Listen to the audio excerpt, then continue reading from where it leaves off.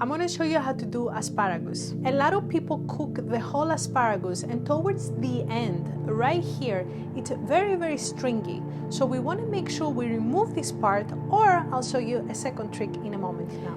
Asparagus, if you bend it just like so, will actually break at the part that is super tender. This is all waste. You could use it for stock, but that is a significant amount to throw away.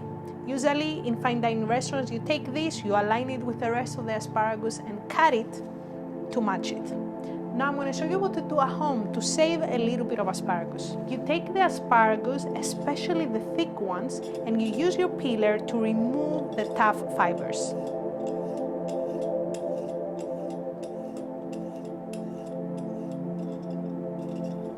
Immediately it's more tender, so now we only have this waste.